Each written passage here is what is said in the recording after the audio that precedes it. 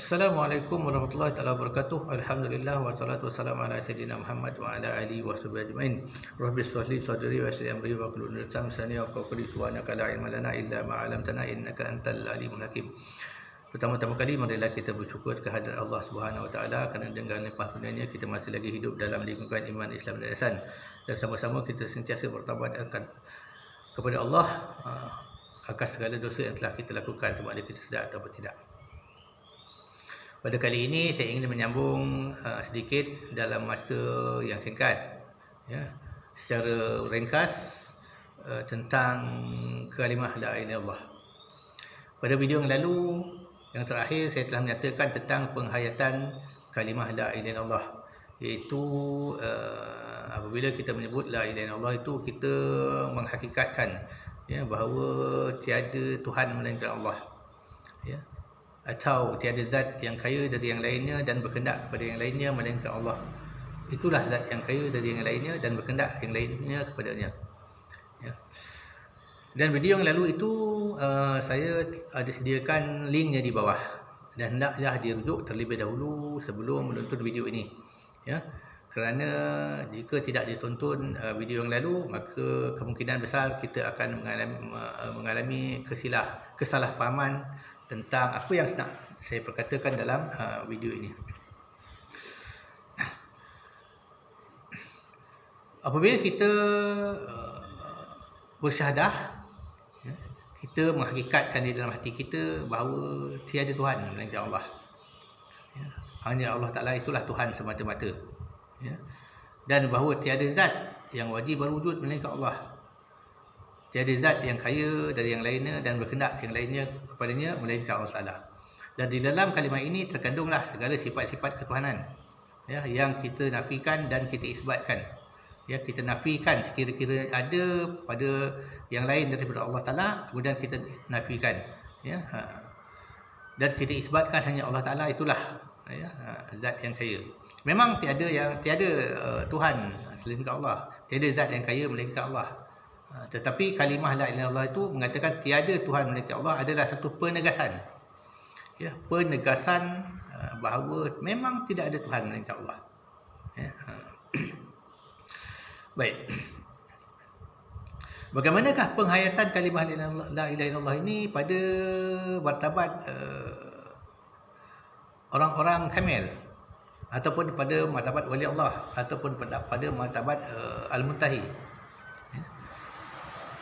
Orang-orang ini adalah berada dalam makam tauhid ataupun makam baqabillah, ya, di mana di dalam hati mereka tiada yang lain, hanya Allah Ta'ala semata-mata, ya.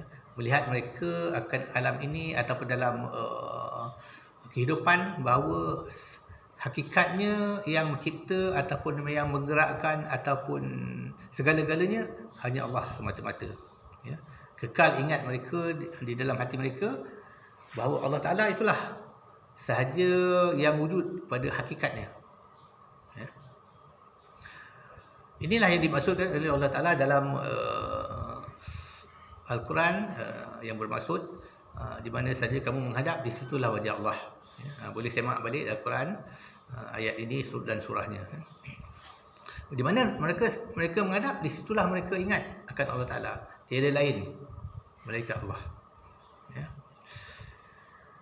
Dan pada mereka hakikat la ilaha illallah itu adalah tiada yang mawjud, tiada yang hidup dan tiada yang mempunyai perbuatan melainkan Allah, ya. Tidak lepas mereka daripada hakikat ini. Bergerak mereka digerakkan Allah, hidup mereka dihidupkan Allah, wujud mereka diwujudkan Allah. Tiada mawjud pada hakikatnya melainkan Allah, takdir pada azali, ya. Mereka hidup dihidupkan Allah, mereka wujud diwujudkan Allah, mereka bergerak digerakkan Allah, takdir pada azali, ya. Bukan bermaksud Allah Ta'ala menggerakkan spontan pada masa ini. Jikalau dikata Allah Ta'ala itu menggerakkan secara spontan, maka mereka menjadikan Allah Ta'ala itu sebagai alat. Mustahil Allah Ta'ala itu wujud untuk menjadi alat, ya. Tetapi mereka melihat pada makam tauhid, makam tauhid. Apakah makam tauhid? Makam tauhid itu iaitu segala yang terupa pada mata hati itu baru lagi binasa. Itu makam tauhid. Ya. Dan mereka ini di dalam hati mereka hanya ada Allah. Ya. Ibarat kata bertempat Allah Ta'ala itu di dalam hati. Ibarat kata. Ya. Tetapi bukan Allah Ta'ala itu berada di dalam sini. Ibarat kata tiada di dalam hati mereka selain daripada Allah. Hanya Allah di dalam hati. Ini nak dipaham baik-baik. Ya. Maka makam ini apabila diterjemah, jadilah maksudnya tiada maujud melainkan Allah. Dan inilah hakikat maksud la ilaha illallah. Tiada Tuhan melainkan Allah. Tiada Tuhan melainkan Allah Ta'ala itu semata-mata Tuhan. Ya. Tiada maujud. Ya. Hanya Allah Ta'ala itulah maujud pada hakikatnya yang sebenar-benarnya. Ya, wujud hakiki. Ya.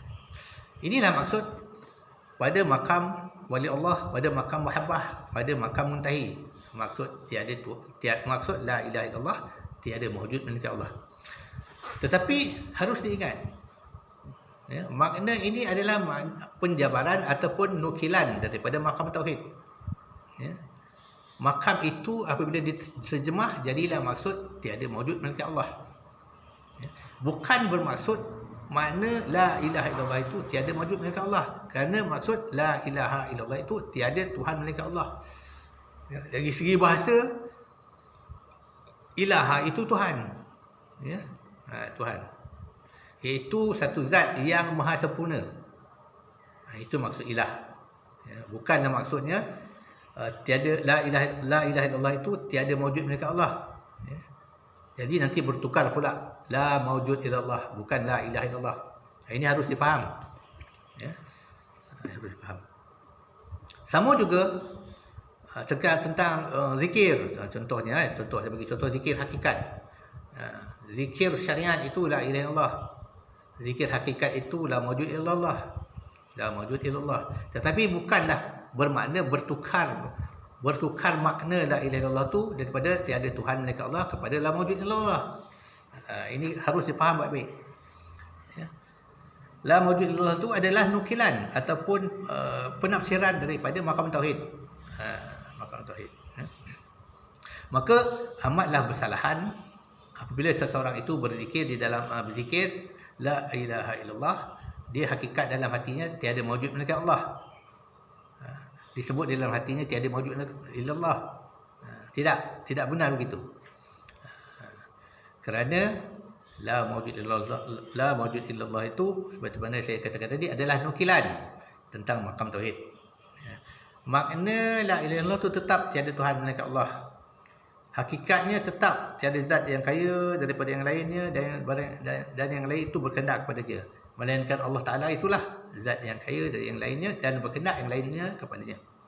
Ya. Jadi hendaklah kita faham baik-baik supaya kita tidak tersalah.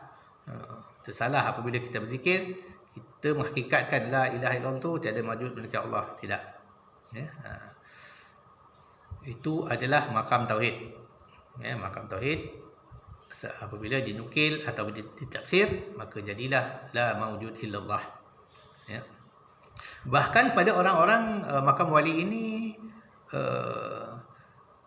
mereka hanya berada di dalam isbat. Ya, isbat.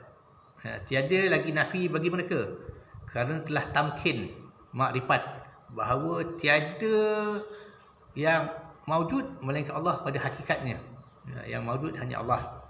Ya. Hakikat yang lain ini adalah majazi ataupun baharu ataupun mungkinat. Ya, Allah Ta'ala itulah sahaja zat yang wajib wujud, yang qadim, yang kekal azali, yang kekal selama-lamanya. Maka fahamilah hakikat ini dengan sebaik-baiknya, ya, supaya kita tidak salah faham, ya, supaya kita tidak mencuri-curi perkataan orang wali ataupun orang muntahi. Ya. Kita tidak berada di makam mereka, kita mencuri perkataan mereka. Kemudian kita jadikan ilmu, kemudian kita pakai. Ya, jadilah namanya berdusta. Sekianlah dulu. Billahi taufiq wal hidayah. Assalamualaikum warahmatullahi wabarakatuh.